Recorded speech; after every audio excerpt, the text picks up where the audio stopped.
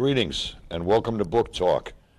My name is Bill Lemanski, and this morning we'll be discussing Punished for Protecting, the Injustice System of Family Court.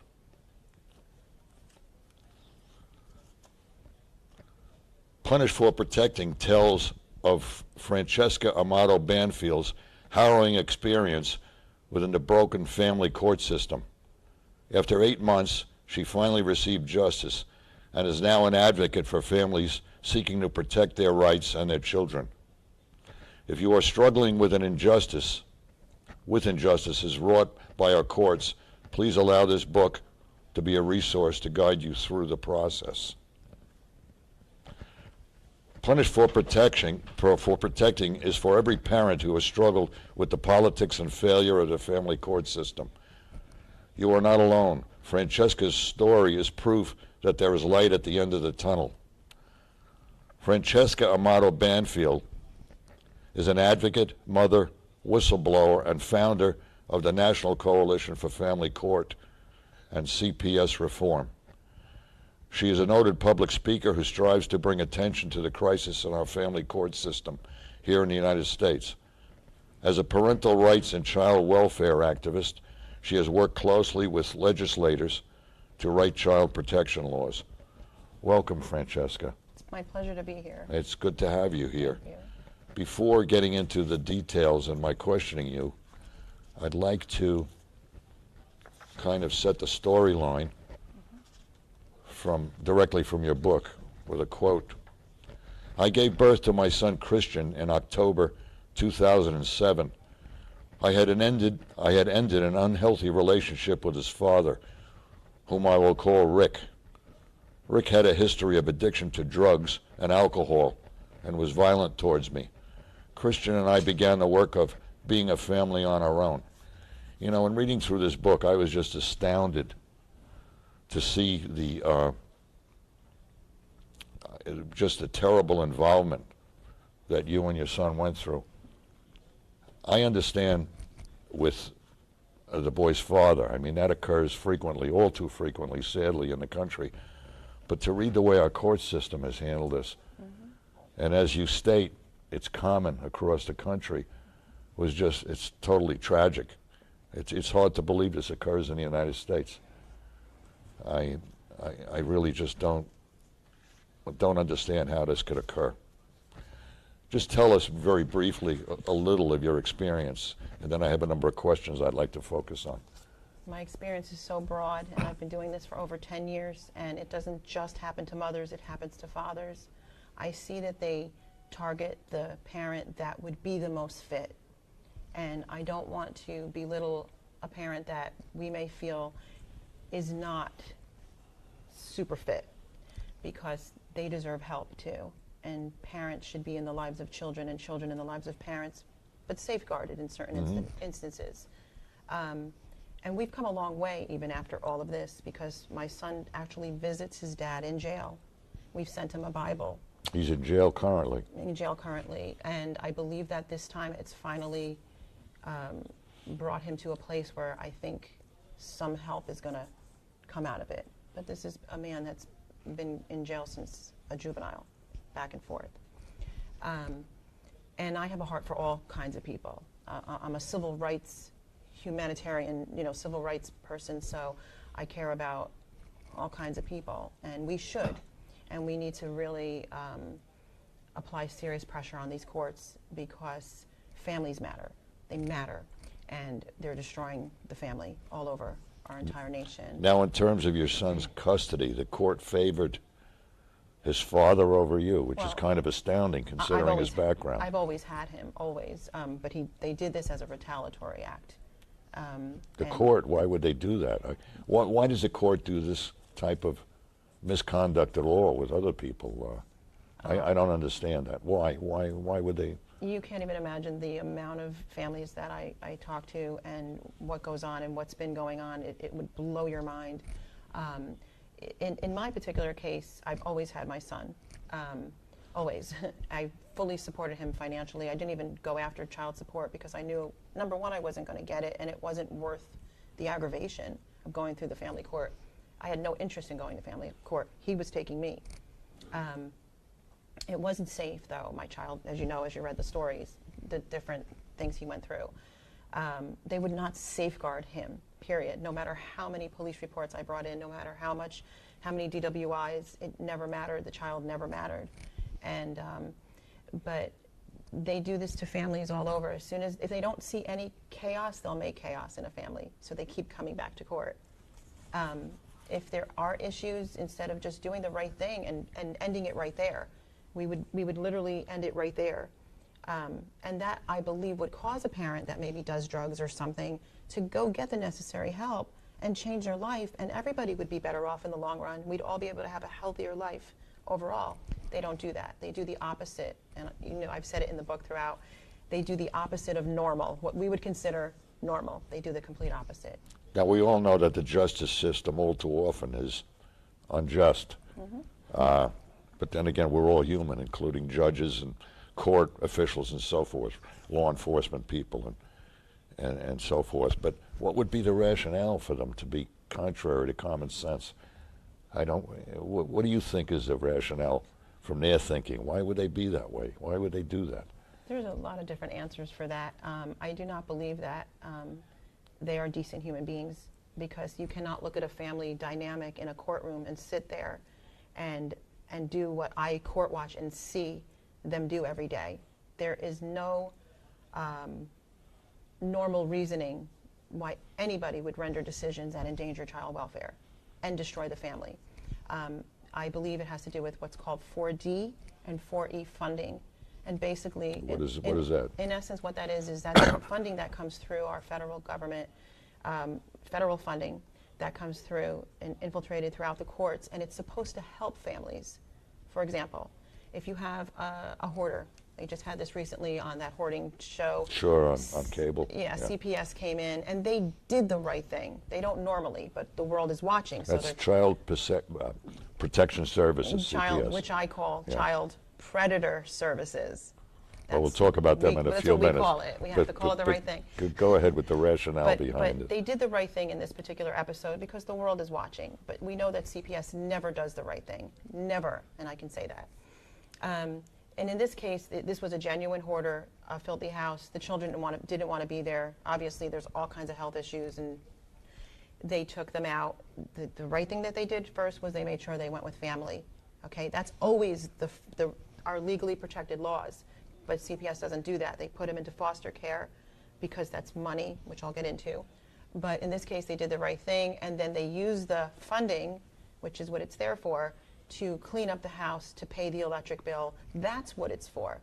It's there to keep the family together, and it's always better to keep the family together. And it may not always seem that that's the best, but the more research you put into this subject, you realize that it is the best thing for families to stay together and get all the help they can possibly get, with the exception of somebody who is molesting a child, obviously the extremes, murder, that type of stuff. But when you have issues like this, you have to put every effort into keeping those families together. So what do you think is the basis for the misapplication of the law by the courts? You think it's financial? Do you think it's just ignorance, No, incompetence? I mean, or a combination of all of the above? I used to think it was incompetence. I'm absolutely certain that it's financial, and they're lining their pockets. It's a multi-billion-dollar industry, and it's on the back of our children and families, and it is a United States national crisis and health and safety issue, and it is to the detriment of our future generations, no question. And we won't have a country to fight for if we don't take care of this subject. No, of course not. Of course not. I mean, our children is the feedstock for the future of the country. It really is. I'd like to get into a few specifics. Your son's father apparently had a number of DWIs. He was a known drug addict. I assume he was a felon. He was in and out of prison. He was in and out of jail. In and out of jail. Felonies were taken down to misdemeanors. I see. To misdemeanors. But I there just were want some to. I want to read it. throughout. I want to read a segment at the beginning, the opening, under new verdict. Quote, suddenly I was standing outside court being informed by my lawyer that Rick had unsupervised visits every other weekend. And that's in consideration of what I just said, or we just spoke about, Right. his background. Right. I was a little surprised about your lawyer. I mean, was he serving you properly, or? So that was back in, I want to say somewhere around 2011. You went through this trauma for My son was born in a 2007. considerable period of time. Yeah, my son was born in 2007. Court started in 2008. It is now 2018. It ended. When it ended good. But that's how long I was in court every So single you're month. talking years. Every single month Yeah. for those years. It was a second job. And that's how I got so involved. And at that time, I just wanted a change of venue. He did have supervised visits. He actually had supervised visits. I just didn't like the venue because when I got there were like drug dealers in the neighborhood of this particular place that they supervised. They've changed that now. They do it in different, like in parks. And you brought that things. up to the court, All the I fact did was that it was a wanted really, a venue really change. bad environment. Yeah, I didn't want my child around that, and I don't raise him in that environment. Why would he visit his father in that environment? And what did the court say I to just that? didn't find that to be healthy at all, and I walked out with unsupervised every other weekend, and then the nightmare began. I mean, it was so bad. Did your lawyer serve you properly? So I had a public defender, which we call I public see. pretender, Yes. at that time. That's who the lawyer was at that time. At that time, yes. Yeah. And he was a very nice man. However, he had no umph in him, you know, like, you Yeah. know how we see lawyers on TV? If we had attorneys that we see on TV that actually speak up and fight for your case Yeah. and bring clarity to your case, morals to your case, you know, they don't do that. And then I just knew that I agreed to this, and I just remember saying, but I didn't sign a contract. If I buy a TV, I'm going to read the fine print and I'm going to sign the contract, right? This is my child. I didn't sign anything. I didn't agree to this. I nodded, maybe. I Well, don't you know. know, those public defenders, for one thing, there's no financial incentive because they get paid a flat salary, I They're believe. being paid through Plus- our taxes. Right. Plus, I believe from my knowledge, they're all overburdened. You may have been dozens of cases that this guy had to handle. So, Well, you know. let me address that because Okay. I'm overburdened. I'm working with people around the nation, and I make sure that I don't hurt them. I'm not advocating for them, don't get me No, wrong. I I'm understand. just trying to understand why they seem to be so incompetent in so They're many cases. incompetent because so they many intentionally instances. keep the case going. And it doesn't take much to look at a case and to say, wait a minute, this guy or this girl has a criminal history that just goes on for days, never is without a protection order against them, is doing drugs, is in mandated AA and NA. How hard is that for a judge or an attorney to say? It's obvious. It's clear. So Yeah, yeah. they're not, I'm inundated with work because they're coming out of the woodwork, all these parents. And yet I make sure that I don't even take a person unless I have time for that person. And when I do, I want to know everything there is to know about you. I'm not going to hurt you. You know, sometimes people say, you know, they don't want to give their documentation. Well, I can't help you then because I need to know everything that's happening in your case. I'm not going to, that would be unethical of me or unfair and wrong on every You level. get involved to that degree To with that people? degree, how's your grandparents? How's your mother? How's your aunt? How are their cousins? We want to know. That's what advocates do. Not these attorneys. They don't care. You're a number, and your children don't matter. It's just about how much money they can line their pockets with. Let me cover a few other points here that struck my interest in reading through your book. Not that one.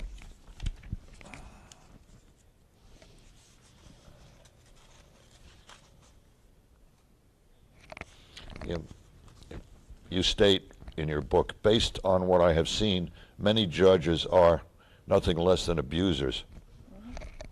Could you give us some examples of that statement? That's a loaded question right there. Yeah. How can you put children in an abusive situation and rip them apart from their families and not be an abuser? How can you be that person? How can you sit in a judicial office and see people walking out gasping, crying, breaking up families and not be an abuser, and just sit there and know that you're making $160,000 a year and going on vacation, collecting a paycheck, walking out that door, and not having any concern for those families? And you said you've seen many instances of this. Oh, Not too only many in to the count. U.S., but overseas as well. Well, I've not personally been overseas, but I do work with people overseas, and I hear their stories and I talk to them, and it's hell what they go through. There's nothing worse than to have your child taken away from you. I don't think there's any worse abuse than that. Certainly not. So, It's interesting that you say seems to be common, not only in the United States but elsewhere. yeah, I was blown away. I wonder if economics drives this situation in other countries. Perhaps it does. It has many prongs to it, and one of them is what we discussed earlier, which would be the child trafficking, which when I say that, I mean that genuinely. There's child sex trafficking that's infiltrated through this entire industry globally. And that's part of it, and it's many levels. So you've got the extreme where there's a genuine pedophilia, child trafficking, that's happening through this system, through CPS, through foster care, through forced adoption, starting out with family court, and then you've got the different levels, like where they're taking the children and they're putting them into foster care. There may not be any sex abuse to the children, but it is in fact abuse by doing that, just by doing it. And then there's the different variations of abuse to children that occur. So that is still considered child trafficking. You're trafficking children.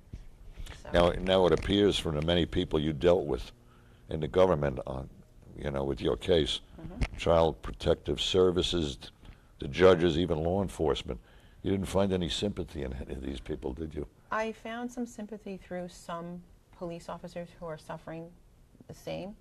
They literally go to family court and are treated like garbage like everybody else. And then there's your officers who are just as corrupt. Some of them have their hands tied because as soon as you're involved with family court, it doesn't matter what happens, it doesn't matter how much of a crime is happening against you, they tell you to go back to family court with that issue. And so our system is just, it's such a mess. How can a broken system fix broken families? It's too broken. It needs an entire revamping. So.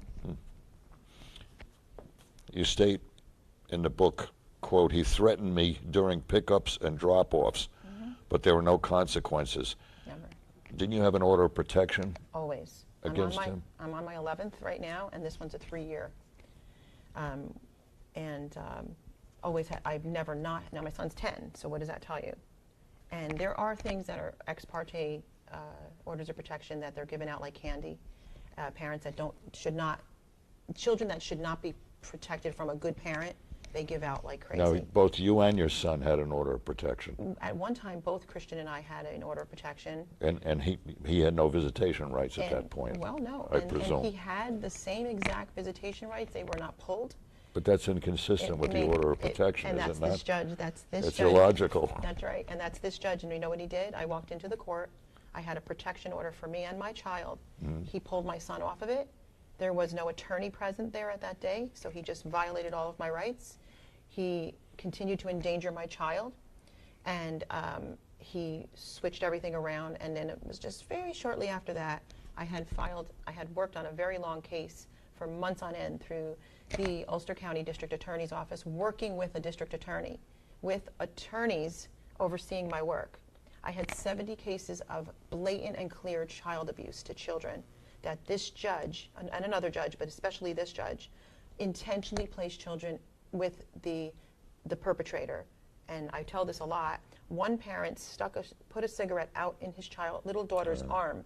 It wasn't an accident. It was a Yeah, you put mentioned out. that here. And She's deceased now, isn't no, she? she's still seeing him on visits.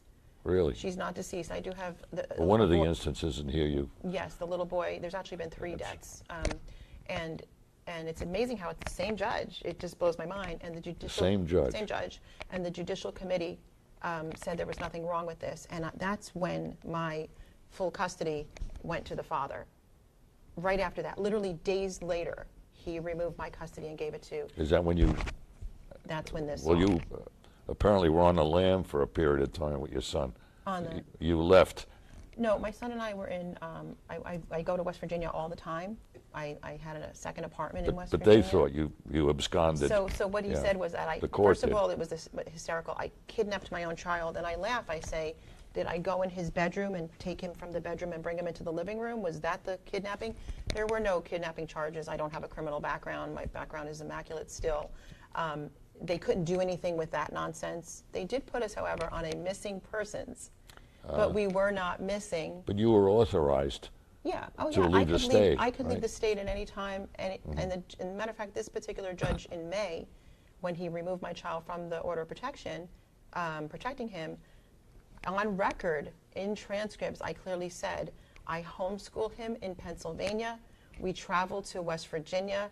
I go to Washington, D.C. to advocate, and I take my son to all kinds of political events, all kinds, so he could learn. And he didn't say two words about it. He knew. I've always traveled with my child from the day he was born, always. Now, all those court proceedings occurred in Ulster County, right? In Ulster County, New York. Ulster County Family Court. I call it the barn. It looks like a barn. And this judge is still on the bench. He's still on the bench. However, he was trying to be the Supreme Court judge, and his own party gave him the thumbs down because of my son and our case. And they said that you will not embarrass us any further. And they've seen what I was capable of, so they did not want to be embarrassed any further. And so he did not get to be Supreme Court judge. And a judicial review of him gave him a clean bill of health. They gave him a clean bill of health so far. That's amazing. I understand he's under major scrutiny as we speak, though, at this time. he should And have I been- know that for sure. Sounds to me like he should have been fired, not just under They all scrutiny. should be. They all should be. They should be in jail, actually. These are felony crimes. These are Sure, felony crimes. sure. You commented here, I walked a tightrope for the next years, balancing Christians' well-being with the court's demands. So you went through this ordeal for a number of years. Yeah.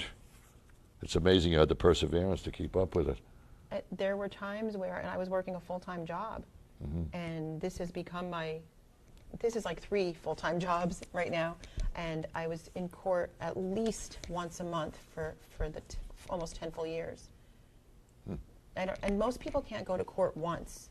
Most people, when you talk to most people, it's very scary to go to court just for a traffic ticket. You're nervous, you know. So imagine going to court and the reason you're there is to save your child or protect your own family, and going constantly, the mind frame that you have to be in all the time. Well, I couldn't imagine that. There's another section here I'd like to read under your heading of, is that how you handle his admission? I was stunned. On the one hand, I knew Christian would be in the car with a licensed driver, and I would get to see their ID. On the other, another illegal activity by Rick was simply ignored. Now, he was driving your son around, and he So- didn't have a license. So this was after a 4th DWI back in 2012, I believe, and we went to court. And actually, at that time, it was a judge that I actually liked. He's retired. He's actually deceased now. He's retired. And I used to call him at home. He was actually a nice man, back old school. And he knew what to, he knew, he was the originator of putting the supervised visits on him.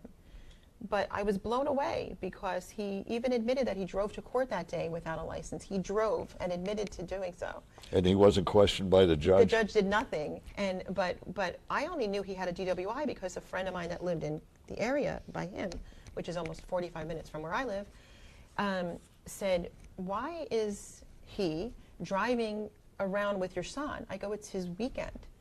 And she kept saying it, and I thought she lost her mind. I'm like, why is she asking me the same question over and over again? And it turned out, she goes, you do know that he has a 4th DWI and no license, right? I said, 4. what? I Googled, and boom, there it came up, and I said, you gotta be kidding me. This man would drive down, pick him up, and I would leave groceries, like $100 worth of groceries for the weekend, so he would eat right, and give him the groceries and send him, and then come back, and he'd drop him off, and I had no idea that he had no license with my child in the car. And it didn't matter.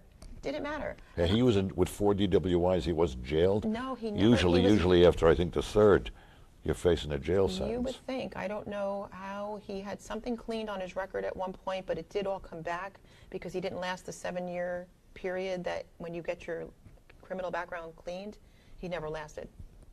So, but that's what happens when you don't correct a situation. If you don't hold somebody accountable for their actions, it's going to keep repeating itself. Is he still free now, or is He's in jail until early May. on what charge? Curious. I think he violated somebody else's order of protection. I think that's why he's in jail. Oh, really? There's usually been 1 or 2 at the same time. Wow. But Tell us a little about your advocacy work post this whole traumatic period. So like I said, one of the things that I did was collected 70 cases of child abuse with the 2 judges in the Ulster County Family Court. one being this judge, and more so on his part. Now, there are judges that are very anti-mothers, no question about it, and then there's judges that are very anti-father. And you'll see that pattern with them, and you'll see it in different states. Alabama, anti-mother. I find New York to be anti-mother. There's other states that are very anti-father. They don't get a fighting chance, and they're good dads. They don't deserve this. They should have never had it happen. To me, it's a, it's This not a is based on gender. your analysis of statistics, or how do you reach this Statistics, conclusion? A lot of statistics, a lot of research, but a lot of just activism and being involved and seeing it. And like I said, my email, my contact forms, my cell phone, everything goes off 24/7. So I do live interviews constantly, and TV edited interviews. So I see what comes in. I see that there is an overwhelming amount of mothers that don't have children. So to say it doesn't happen to moms is absolutely incorrect, because I know the calls I get. I see an overwhelming amount of fathers that never see their children, but they're good enough for a paycheck, and then the ones that don't support them at all, but have access to their children and are abusing them. So it's all over the place. It's not gender specific as far as I'm concerned, as being an abusive system overall. But I mean, prior to this incident taking place, which was clear retaliation, I was also arrested, by the way, which was mind blowing. But have you ever met an advocate that hasn't? I mean, look at That's true. Yeah. Look at Rosa protesters, Parks. yeah. Come on. But he tried to have me in jail for 60 days, which was outrageously excessive, and I wasn't even there for 24 hours, less than 30 something hours. You may have had a out. lawsuit for false arrest. Oh, I have and some reading. lawsuit. I'm going to own the state of New York by the time this is over. You have lawsuits in play? Major lawsuits in play Good, as we speak, good. with others as well, and in other states as well for other people. I look at it this way. It doesn't matter who you are and what you've been through. You go through something like this, and you didn't do anything wrong. I believe God is going to do everything possible to bless your life for the sake of others as well. And that's exactly what he's been doing. I am absolutely blown away by how he reversed all of this, and he's still going strong. And so there's a reason and there's a purpose that we're here, and I feel that this is certainly my purpose. Now, you sit in on some cases, don't you? All the time. I sit in courts in different states and here in New York, and we've seen change. When I walk in now, the judges change their tune, which makes me very happy. They know you. Oh yeah, because I will expose you, no question, and I know how to spell your name. But I do see a change. I see parents getting access back to their children when we walk in. That wasn't happening for months and years. I see children being returned. That hadn't happened. Can that be just pressed? I don't know why someone... Is that you? That's me, and I don't want to break... Now, with your advocacy efforts, do you have colleagues that assist you, or are you on your own? Or Yeah. I have advocates all over the nation. I have specific advocates that assist me. I have Corinne Featherhoff in Pennsylvania. I have Danielle Hatcher in North Carolina. I mean, the list goes on. I have Jessica Erickson right in Sullivan County, New York. Richard Provost in West Virginia. I have all over the country, California, Texas, you name it. Chapter I know leaders. you travel. I think you said Yeah, I quite a bit travel a on lot. these issues. Yeah, and Court Watch. So. Wow. If you were going to give advice to anyone who was unfortunate enough to be in the situation you were in, what would you say to the public? I would tell you to never walk into a family court and get a mediator somehow, whether it be a family member, an advocate, our group. There's a million groups out there now that have formed, and stay out of family court and lock your door. Do not ever let CPS even on your property. They have no legal rights to your property or your children. That's what I would tell them. Absolutely. And try to secure a good lawyer, I would think, as well. Secure a good advocate first, and then we'll talk about an attorney after. Yeah. And the name of your organization again, if somebody wanted to contact you or at least look into this? Yeah, so I founded National Coalition for Family Court and CPS Reform, and that's copywritten back to 2014. However, we did uninstall that name because this took off so big and so fast, everything is now Punished, the number 4, Protecting Incorporated. And it is a nonprofit, and you can find us on Facebook, and you can find us on YouTube under Punish for Protecting, and you can go to our website, which is Punished, the number 4, beingaparent.com. Punish for Protecting the Injustice System of Family Court. It's certainly a very worthwhile read for those people who are unfortunate enough to be captured in this system, and for anyone who's interested in learning about it to try to effect change in it. So it's a wonderful book on both accounts. It's a sad book, but in the end, Francesca prevails. So it has a good ending in that respect. It was an incredible read, and I thank you for coming in. Thank you so much. And good luck to you. And Thank you. my heart goes out to you for what you and your son experienced, but Thank you. my hat's off to you for your continued advocacy Thank you. and help of people. Thank Thank you. you. Thank you. I appreciate it.